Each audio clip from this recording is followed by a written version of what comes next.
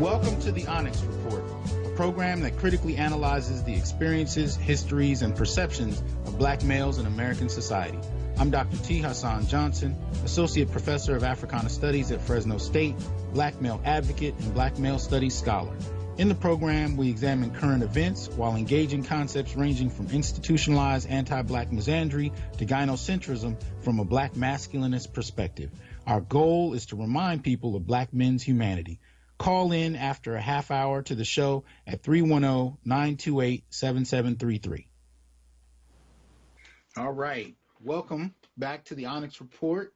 This is our last show for November, so we kind of getting it on. And as I'm approaching finals week, things are getting a little harried in terms of my classes. So, things have been a little crazy. But I have the honor today of getting a chance to have a conversation with a brother whose work I'm just being introduced to and enjoying. I usually go over some of the current events, but I'm not really going to delve into that this week. I think some of the major things out, people are kind of following, and I'm not as driven about dealing with. So maybe next conversation we'll get into Kaepernick and some of the other things going on. I'll try to take seriously this impeachment with Trump and pretend like it's not a dog and pony show. But in the meantime, a good brother that I've been able to finally get in touch with through Facebook. I saw a couple of online sort of commercials that he did on his book entitled Heart on Break, Taking a Break from Relationships to Become a Better Man. I caught it a couple of times, and I think I kind of put it off because I was like, nah, I'm not ready for that yet. But then I went ahead and purchased this book, and I just highlighted it up like crazy because there were so many elements of it that definitely spoke to me. So I want to introduce Brother Nakata, author of Heart on Break, and get a chance to talk with him about the book and urge you to check it out because it's dealing with some of the stuff that I think black men desperately need to grapple with on a whole different set of terms. While you're here, please feel free to call in, especially after the half-hour mark, and make sure that you take a look at patreon.com/THJohnson, support the show. But from here, I want to introduce Brother Nakata. Nakata, go ahead and say something to the people. Hello, everyone. Thanks for having me on your show, brother. Oh, man, thanks for coming on, man. I wasn't sure if I was going to catch you for a minute. Because I know you running, man. You must be, really been. I think you've been showcasing the book quite a bit. I would say, but it's well deserved. I think it's an excellent work, man.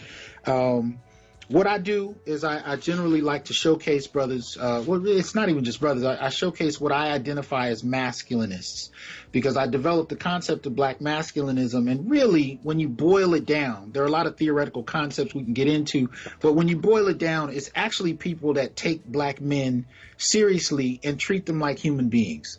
And you'd be surprised, and I'm not talking about you, Nakata, I'm just saying in general, people would probably be surprised how much of the time we don't regard black men as humans, human beings.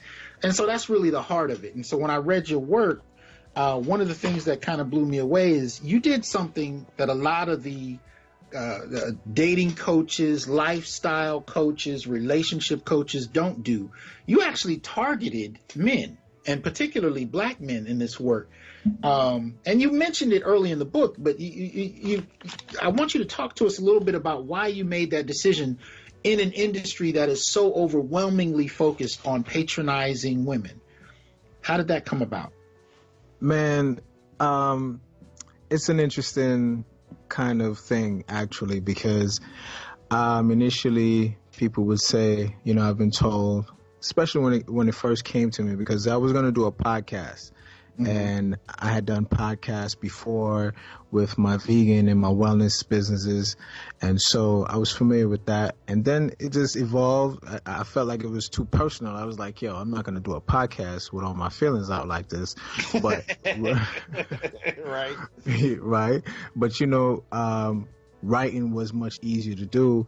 And, in the line of business that I did before, in regards to before I wrote the book, it was almost like I had this real feeling that, just putting it in perspective for myself meant that is either people are going to just resonate with it if it happened to them, or if they knew somebody with these similar experience happened to, who went through the same thing.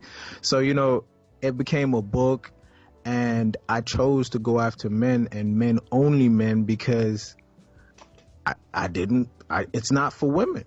Okay. And, it's like, I see these other guys doing what they do, and I respect every man's hustle, and women are the main target. In my work before, we knew that we targeted women. I worked in advertising and marketing. So, women, we understand the demographics and how powerful the female dollar is, because the female dollar is essentially the male dollar, maybe times three, so times three males, so, I felt as if it was something that if people would just look at what I was talking about, it would it's something that applies to you, and we all go through it. Like I don't know anybody who hasn't gone through the kind of things that I talk about in my book when it comes to relationships, women, and, really finding yourself as a man. Like, it doesn't matter what age you go through it, you really go through it, and it is a masculine thing.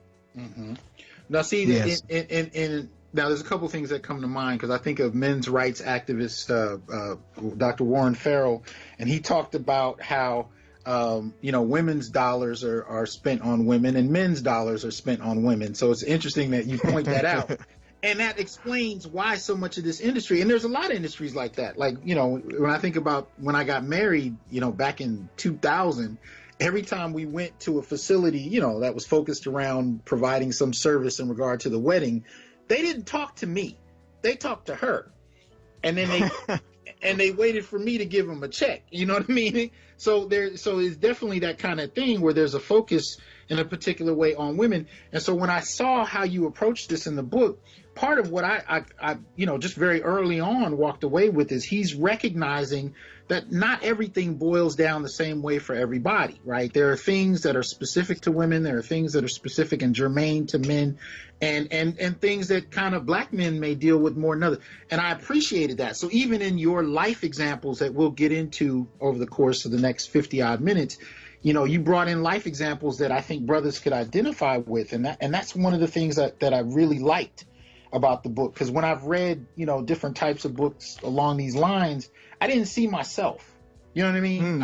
I didn't really see my experience in the stories. They may have had some good theoretical concepts, but you'll talk about an idea and then you'll hit us with a life example, and I'm on the floor because I'm like, okay, I've been there before. I remember when I did that.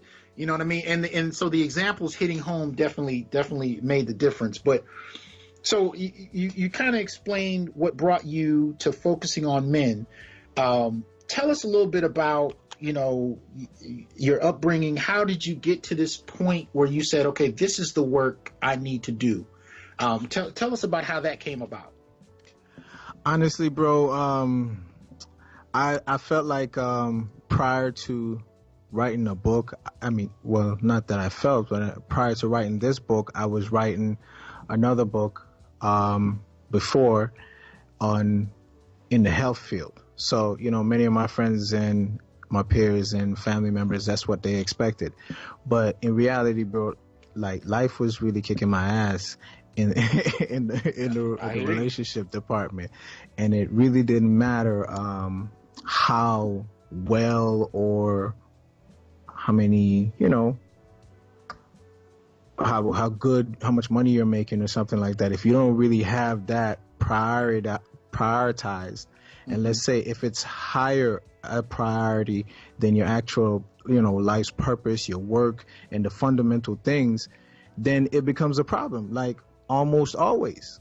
Like, and there's no escaping that. And it seems like that's like where we all get caught up, like first and foremost, and boom, what do you do from there?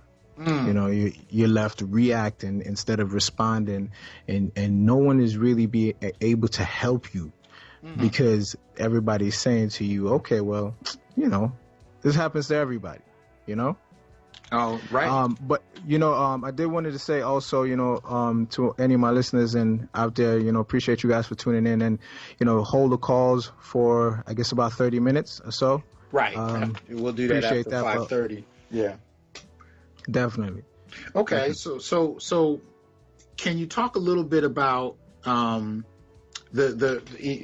earliest relationships that really started to bring you into this idea of taking a break? Because the book is centered around the idea, as is the title, Hard on Break, where men actually make a decision to step back from relationships and take a break. And it's a targeted break where you actually talk about what things men need to do during that time. But one of the things you talk about very early on in the book is how many of us, really even from high school, kind of go from relationship to relationship, over and over and over again, and we don't really take stock. So can you talk about why you make that argument, and maybe even some of the relationships that really kind of brought you to that point of framing what a break had to be? Well, honestly, bro, I gotta say, and I don't know if I wrote this in my book, but my relationships were pretty good until they weren't, and right. And it was like I had good girlfriends, like, nobody cheated on me. I didn't have to worry about other dudes, and, they were beautiful and cooperative, ever since my teenage years into my early 20s. I never had a problem with women until I had, a problem, and I had it twice. And, and I think that revolved more around how I took becoming a father, but I snapped the fuck out of that shit, bro. I did. Okay. And the only thing I did differently was focus on me for the benefit of all these people who are dependent on me. That's interesting, because the narrative we get, especially as men, is that your job is to focus on others. Your job is to sacrifice. Absolutely. Now, here's the change, though. There was a point where that was the common language, and then even though it's still expected, it's still socially expected of us, now we're not allowed to talk about that. So you're supposed to focus on others, but you're not supposed to mention it. You're supposed to look at other people's needs, but you're not supposed to ask anything for yourself. But you actually make the argument that that's precisely what needs to happen. Explain that. Well, here's the thing, right? We live in a culture where, everything is like, as a health coach, right? One of the biggest things that you'll find is wrong with the health of many is what you call estrogen dominance. And, I did urban farming, and I'm associated with a lot of farms in my area because I went through this stage where I really wanted to feed myself. But anyways, you don't have seeds in watermelons. You don't have seeds in grapes. You don't have seeds in a variety of different things that used to have seeds. And what do seeds typically represent? Right. Production of a new crop. Exactly. The masculine energy for the most part. Mm-hmm. So now if you remove the seed by genetic breeding or whatever you do, you're basically turning it into a hermaphrodite. Mm-hmm. So now, yes.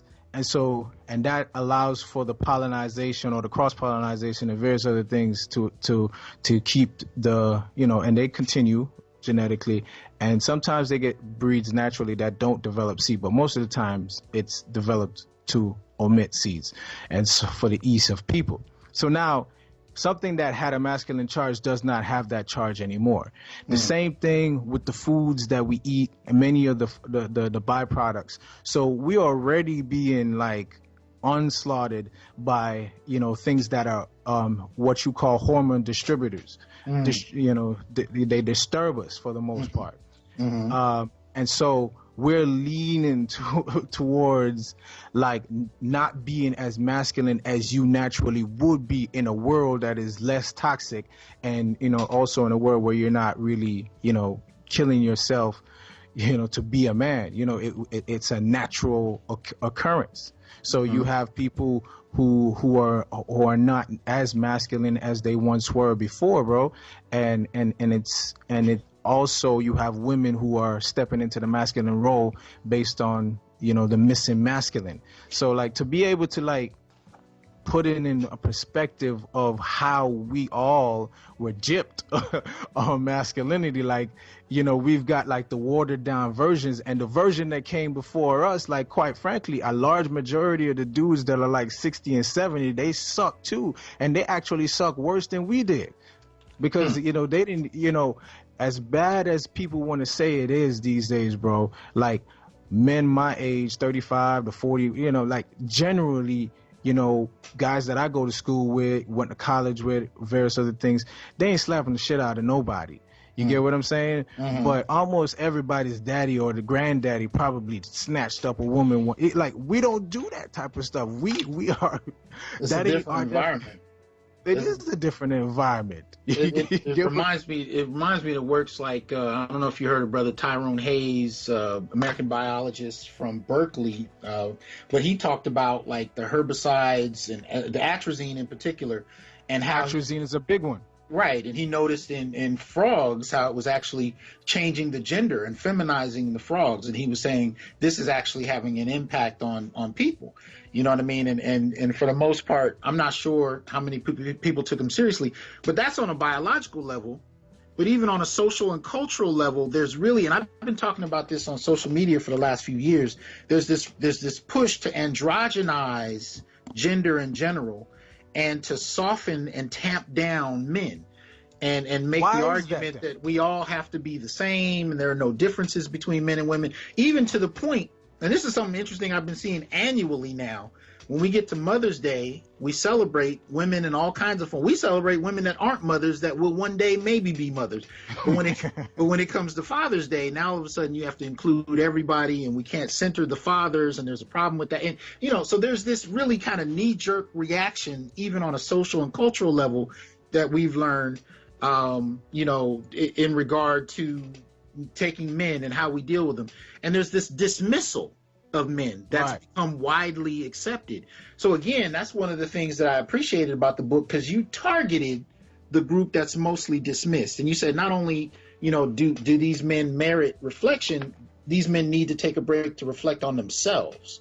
So in a relationship setting, break that down. What does that do for a man to step back?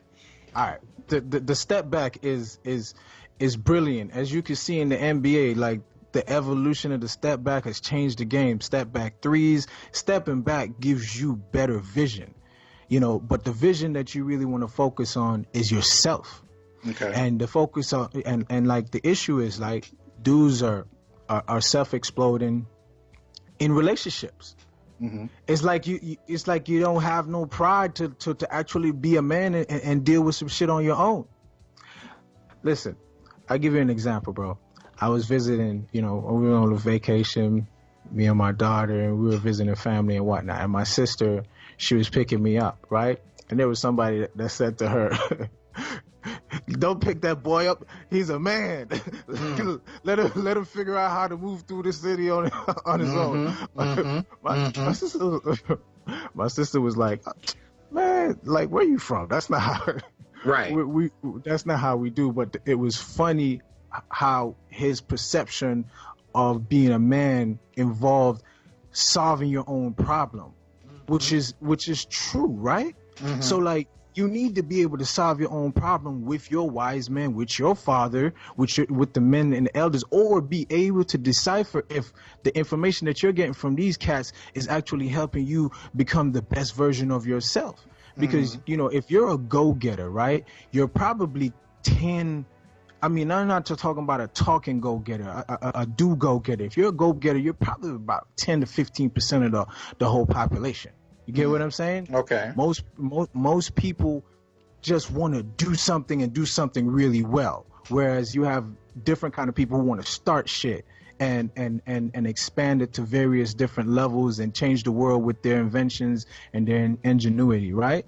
So if you're that type of person, right, you're going to need a supportive system in order to thrive.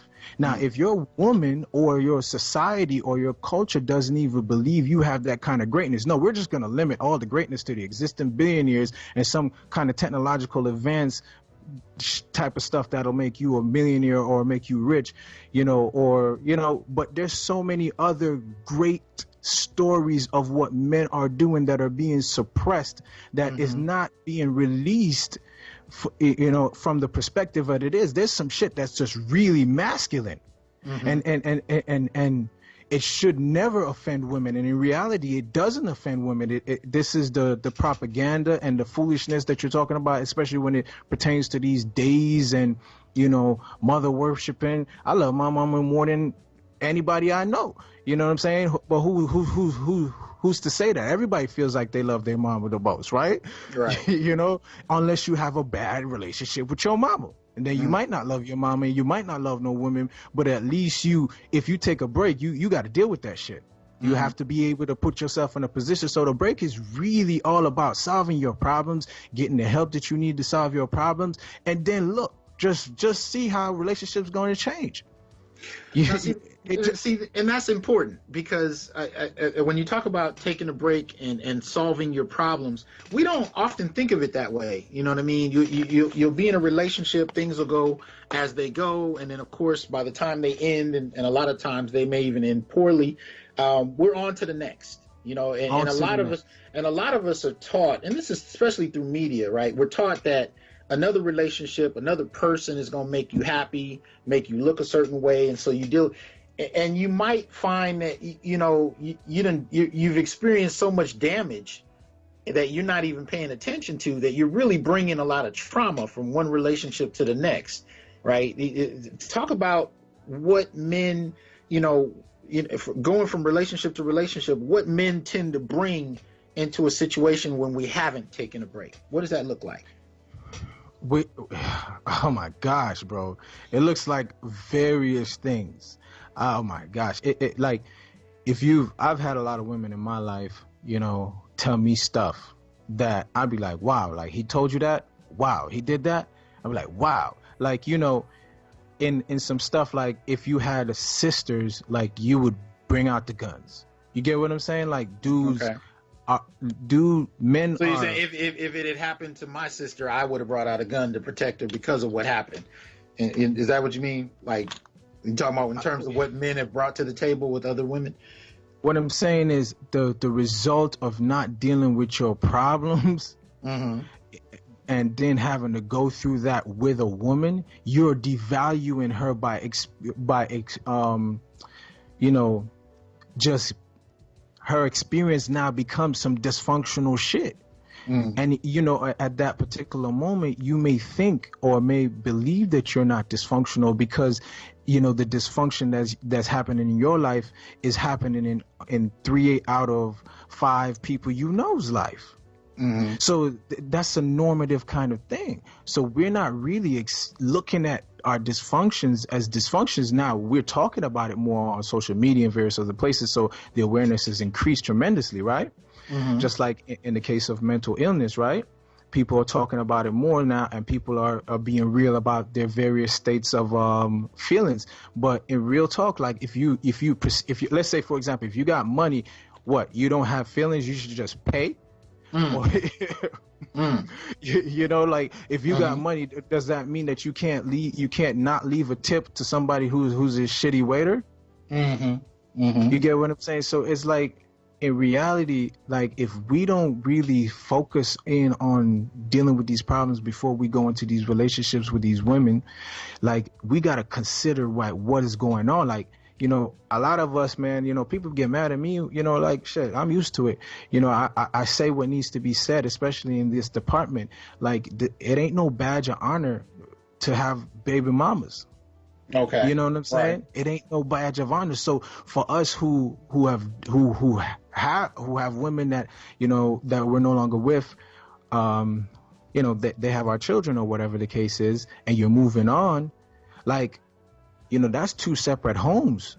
That's 2 separate estates. That's 2 separate incomes. They're perhaps 2 separate mentalities. You know Right. what I mean? Like, you got to have a plan for these things. And like you don't want to wait till you get in a situation, you know what I mean, for to be trying to solve these situations with a woman. So so you're saying that like the best solution is to actually deal with yourself to where you probably won't create the situation in the first place, right?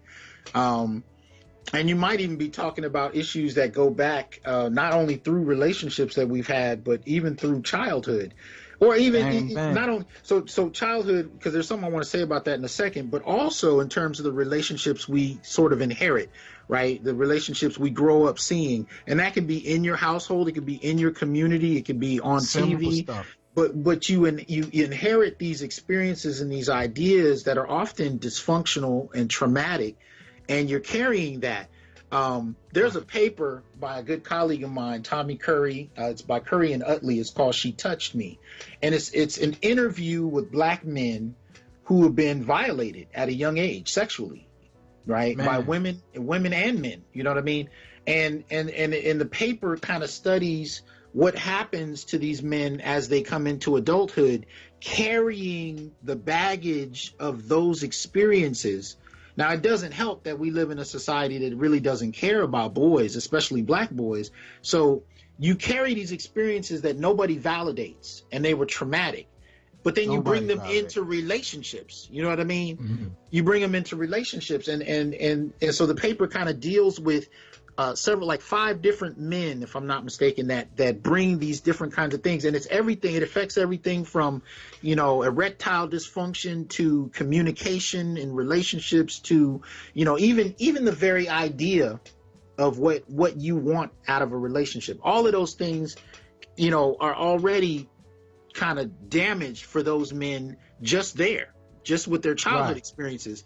And so then when we factor in what you're talking about, you start having relationships and, maybe junior high or high school. And then that, as you get older, you still, have one relationship after the next. And as soon as one ends, you jump into the next one. And the next thing you know, you look back and it's like, okay, I've been doing this for 10, 15 years. 20, 30 years. Yeah. And it's like, okay, wait a minute, so that's definitely something that I appreciated about the book, because even the idea of taking a break goes against what we say men, need to do. We say men need to keep it pushing. We need to just get up and walk it off and go start again. But actually taking the time to say, okay, so let me slow down. And you talk about this in the book where you say, let me look over the pattern of my last number of relationships and see if I see a pattern, if I see, the same kind of things happening over and over again. And let me actually reflect on what that means. Like, talk about the importance of that. Why is it important to reflect on that? The reflection, the self-reflection or self-introspection it's everything, because that's where you build your belief system within yourself. You get what I'm saying? I talk about this in the book because how you view yourself is really going to be about how conscious you and aware you are of what you're doing and why you're doing it. You get what I'm saying? It means that you have to snap out of automatic response where you're just following the program that mom taught you, dad taught you, school taught you, your work taught you, the neighborhood taught you, your big brother taught you. Somebody's teaching you some shit. And you might think that that's how you're supposed to conduct yourself, but you have a unique kind of thing that's unique onto you. Yeah, you might be like somebody in your family, but chances are you're not like anybody else. But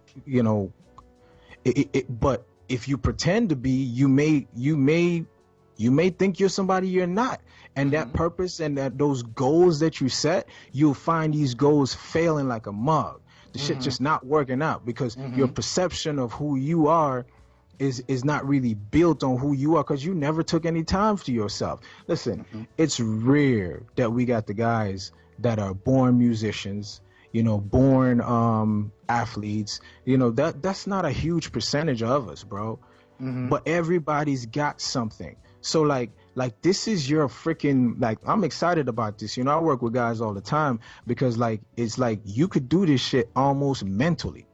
You get what I'm saying? Like, see how much you got to gain. You know, I got a new course coming out, and it's for men who are at a position where they stabilize themselves and they're looking to welcome women into their world. You get what I'm saying? You've done the work. You know, you're ready for what you can afford it too.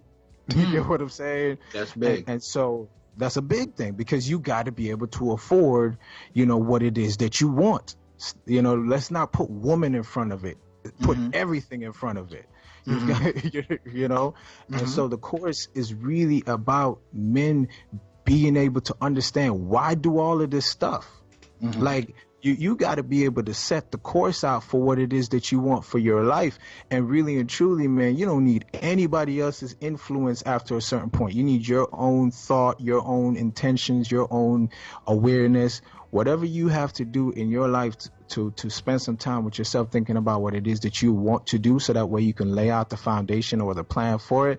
I guarantee you, I'm not saying you have to do it alone. I'm just saying doing it unattached and from a woman in a relationship will I mean, it'll 10x your growth, because if you can do it consciously, right, you know, it's just like anything else. Like, you know, I do stuff like I reward myself with, you know, watching a show after I get my work done, or after I hit certain goals. You got to be able to play with your mind. You know, it's a mental thing. You got to be able to do what you got to do to get yourself into doing what you need to do. And if that usually means, you know, dropping all of the people who are not with the program, you got to, you know, you got to be like it's like a real process of hiring somebody to be in a company. Like, you got a lot of people who want this position. You know, you got to be on top of your game if it's a top paying position to get it. So you know, like, this is like your talent, your purpose, your gift. It means so much to you. It means everything. That can free you from slavery. You know, when I heard you talking about this, you mentioned this a minute ago, and it got me thinking. You know, because as a professor, many of my students are athletes. You know what I mean? And whether you're talking about track, swimming, football, tennis, basketball, when I watch these athletes focus on their craft, they take a certain amount of time off to master it, right? They bring in people into their lives that can complement where they're going, and they move away from relationships that complicate their plans. And so I guess what I'm saying is, I see us already doing that when it comes to things we value, but we don't do it for ourselves. So if you say, okay, you know, even before I even think about a relationship, I want to get my stuff in order, how come we can't put in the same level of discipline and apprenticeship that we'll put into other things? Whether you want to be an electrician or you want to play in the NBA, you put time into mastering that craft. How come we don't put time into mastering ourselves? How come? Simple. I mean, you know what I'm saying? Go ahead. It's simple. It's because everyone will support you if you're freaking gonna be an NBA player, tennis player, whatever the fuck. Everyone's going to support you. Not everyone's gonna support you in all these particular things that you should be doing. You get what I'm saying? And not everyone's going to support you when you become a writer. Not everyone's going to support you become a professor.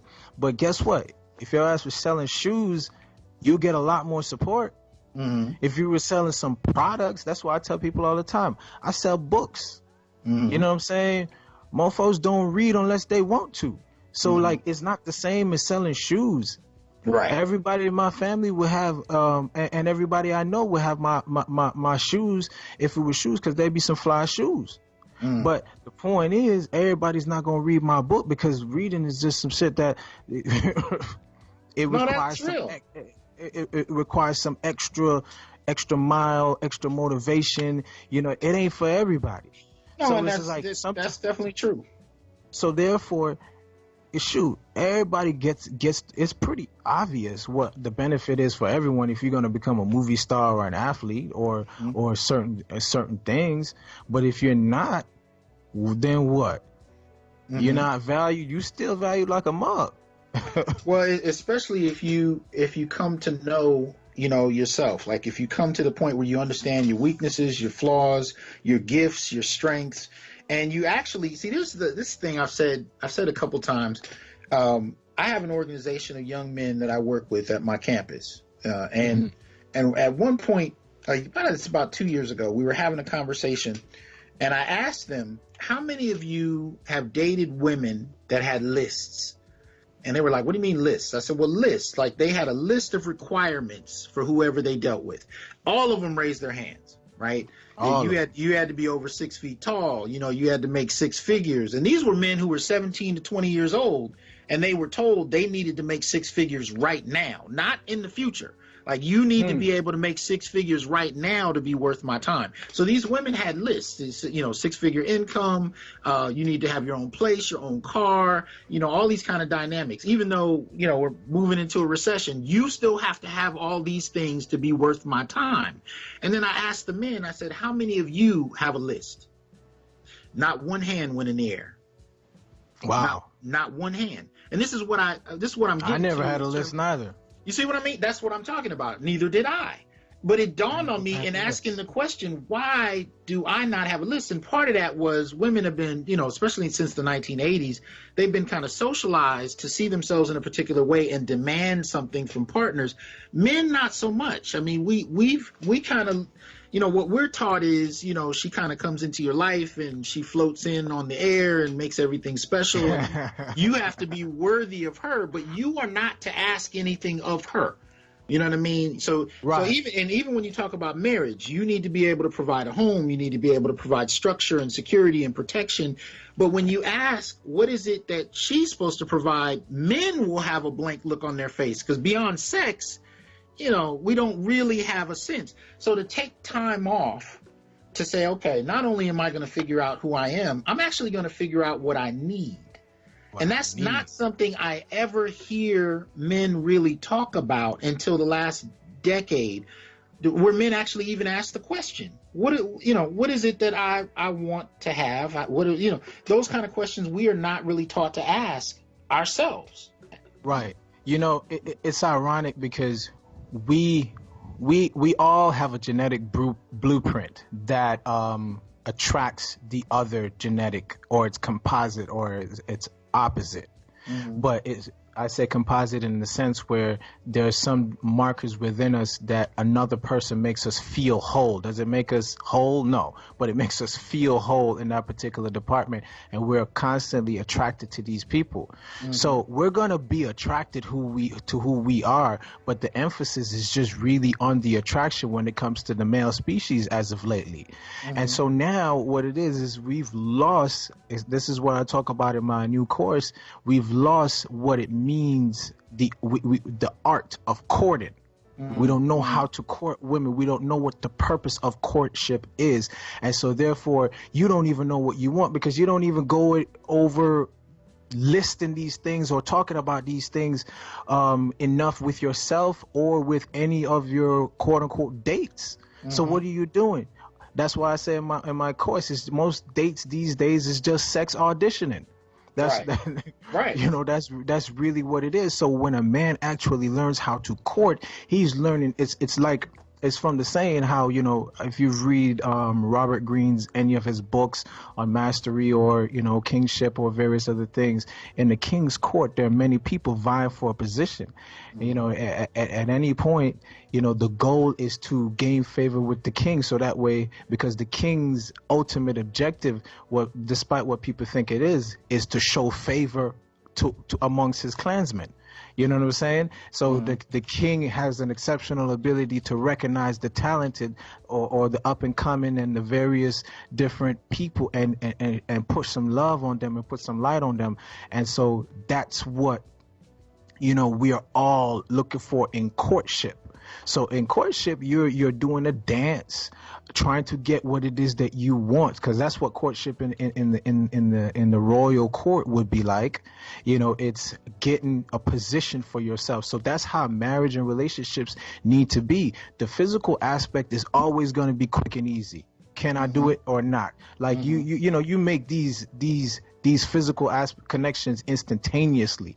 And then if you've made enough of these instantaneous connections and then that led to sex almost instantaneously, then you already know what the results of that is. If you want to gamble that ballpark and try to curve, the ocean to just because your sexual appetite is that much raging, go ahead and you'll fail. Eventually you'll realize that yes, it's very important, perhaps one of the most important things, because as they say, attraction is not a choice. But beyond that, there has to be metrics and measurements and things that you're looking for. That could be cultural, that could be societal, that could be based on your actual needs. Let's say, for example, with myself, right? I've always kind of been the entrepreneur boyfriend. So my girlfriends they were always on their hustle with me. You know what I'm saying? Like, or helping me in my business. Right. You know what I'm saying? Like, I've employed lots of women in my 20s and 30s. That's how it is. But I always wanted and needed somebody who was going to help me do my shit, because I was always doing something. That's the importance of the break and the time that you spend alone, so that way you know what to do, you know how to do things, you have some proficiency, you have things that have developed into things that you can monetize. You know how to take care of yourself, you know how to be by yourself, you know how to love yourself. So then for you, taking a break, it sounds like you're saying one of the things you came to is like, okay, in a relationship, I need a woman that can support my business goals, right? See, but and that's what I appreciate about it, because that might be different for every person. You know what I mean? That absolutely, that for you is important. Whereas, like, I have a good friend of mine who has been in several unhappy marriages. His longest was 20 years. And he started his own business. He started his own business from the ground up. She was, wasn't very supportive at all. And then when he took a break, right, he actually decided, you know what, I need a certain type of support. And he defined that support unapologetically. And that's one of the things I find that men, we haven't really been taught to do as well, to be unapologetic about the things we value, right? So he met another. Only rich men can do that. Right. Well, for him, he met a new woman. And he told her in the courting phase, that when he's taking the time to get to know her, and this is what I also appreciate about the book, is that taking the time to actually get to know her can save you a good couple decades of hell. Decades. You know what I mean? Just taking the time to ask her questions and listen, and be like, oh, you're not somebody I need to deal with, like, but just taking the time. Right. And see, that's the issue with us men. We don't want to take the time, because in many cases we want to speed up to the goal, which in most cases is sex. Well, we're going to get to that in a second. Go ahead. Yeah. Finish your statement. And so therefore what happens in these situations is this: that she's been through some shit, but you don't want to hear it. So therefore, you don't want to hear no sad story. You don't want to hear no damsel in distress story. You just know that she's very attractive. You want to be with her, and she might let you. So you deal with the consequences of this later on. And it's a shame that, we still have a lot of guys that's out here that's doing this. They spoiling these young girls. Right. You know what I'm saying? Mm-hmm. And, I guess I've been there before, but like, it's not looking up and up the way the relationship thing is. In my work, I really, men don't want to hear this sometimes, but I really advocate for marriage. And I really advocate with cutting down on your body count just for kicks. Because that time, if you don't have your ish together, right? Mm-hmm. If you are out here, blowing money fast on fast food and monthly subscriptions and stuff, you get what I'm saying? If this is what life is, and there is no drive for anything that makes you a better person, makes you happy, makes you fulfilled, makes you who you are. You get what I'm saying? No, definitely. But see, this is what I was saying about my friend a moment ago. He actually sat down with a woman he was dating. He listened to her to see if they had a value, a shared sense of values that he could work with. You know what I mean? And then he told her, look, I'm looking for someone who can support my business, but I'm also looking for somebody that, can help me domestically in the home. Because that's not something one can assume. Now, not every man is going to ask for the same things or require the same things, but he was unapologetic about the things he needed because he recognized that gave her a chance to say yes or no. She could either get with that or she couldn't. And he put it out there early, as opposed to getting with her and then being disappointed and frustrated that hoping and wishing she would kind of work so the with game's him. coming up He against laid it Bill out. This is what I need. But in regard to sex, you talk about soul ties. And I want to read a paragraph from your book, if I can, where you talk about soul ties. And I want you to kind of go into that a little bit. You said, where we get caught up the most is with sex. Whenever we finally find someone who fulfills our sexual desires, it's hard to throw all the sexual chemistry away, even if it's a dead-end relationship. Many men enjoy the explosive sexual chemistry with the wrong woman because of how alive they feel when the sex is that good. It's too easy to get stuck there without knowing that you're caught up. As I reflect upon my strongest unhealthy soul ties triggered by sex, I always knew that I couldn't tell her no long enough to avoid us having sex again and re-intensifying our soul tie. She knew she wasn't the one for me, but figured that if she kept me going, then I would be too caught up to go after the woman I was actually meant to be with. She knew I wasn't the one for her, but she was nonetheless not ready to let go of me. I must admit, though, keeping me coming almost worked because for a while I was very caught up in the sex. As caught up as I ever became in situations like these, I've always known better than to think sex defines a relationship, no matter how much fairy dust I was snorting. That was profound to me, man, because I've been there. And and if you can go into that a little bit. We got about 13 minutes left, and we might be able to get in a quick caller. We had a couple callers earlier, but it was a little too early. It was about 5-10 minutes into the show.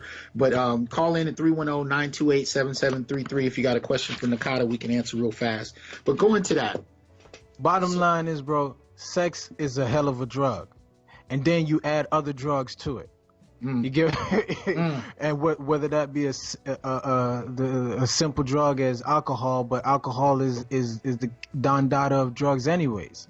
So sex is a hell of a drug, and once that becomes a real popping thing, and you really enjoy the intensity of these kind of relations with somebody, I mean, you might think you love them. And I know I've been there, and many people, some people got married off that alone. Yes. Lord. Yeah. You get what I'm saying? And yes. then, I mean, and you ain't been through it if you hadn't considered it yourself.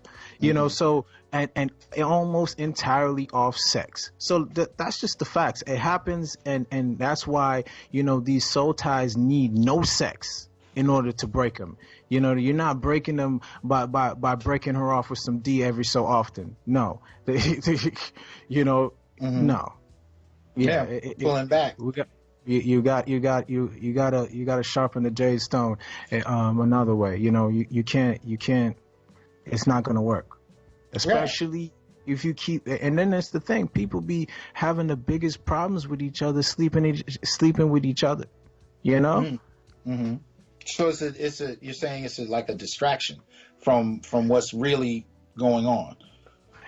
For most men who are in those predicaments, they're merely in those predicaments of sexual addiction and substance abuse because they don't use that energy towards finding themselves and working on themselves.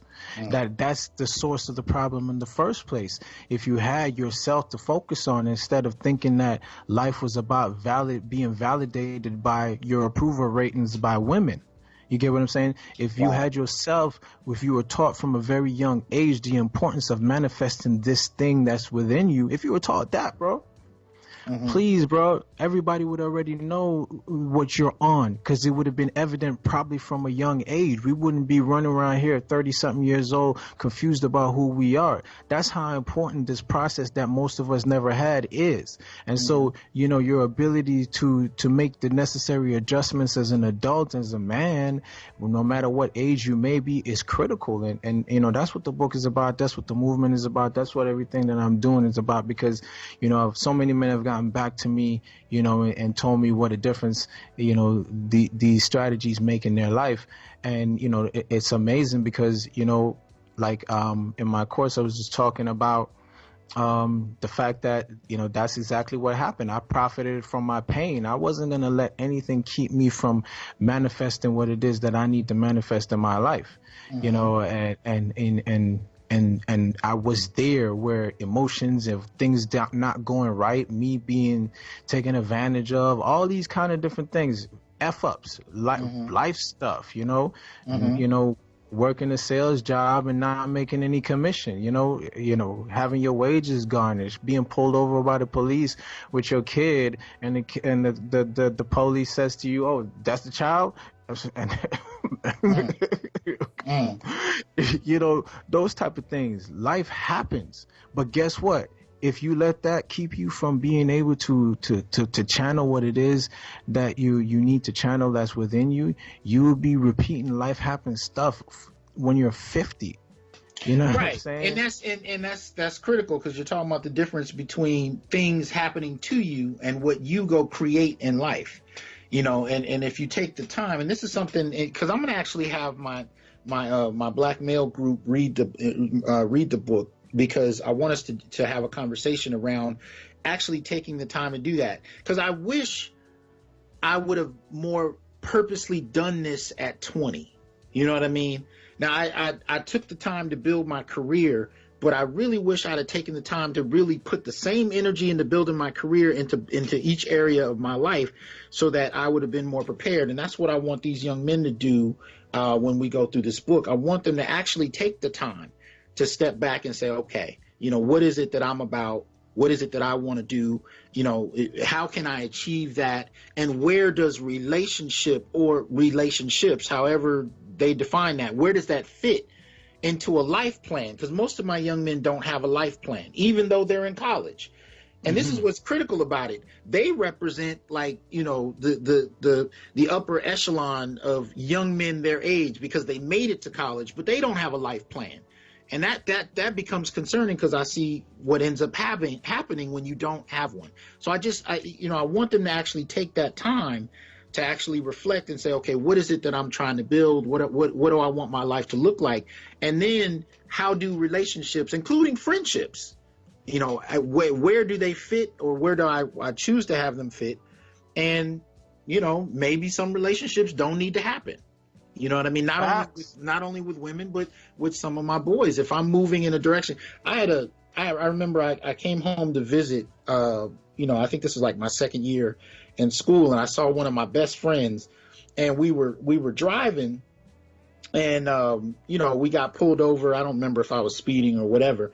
And he was like, "Oh, by the way, I got some stuff on me," and I'm thinking, wait a minute, hold on, wait. We driving in this car and we getting pulled over by cops, and you got something on you that could get me in trouble. And you know what I mean? And you say you love me, you say we're brothers, but you know what I mean? Your decision and my decision to engage you could have derailed my entire life plan. You know what I mean? So from that standpoint, I had to step back and say, okay, is this the kind of, friend I want to have? And everybody has to answer that question for themselves, but taking the time to develop a sense of who you are and what you're looking for out of life, just that reflection is powerful, man. It's very powerful, and let me be frank for everybody who's listening to this. And it can be as what kind of mother that is, what kind of father, uncle, brother, or sister that is. And in many cases, it is. So, when you are out here really trying to, get rid of the excess fat, the people who do not serve you, the people who do not help you, I know it's hard, but it'll be mama, daddy, sister, cousin, auntie, brother, aunt, friend, cousin, first cousin, the ones that you were with. It would be them too.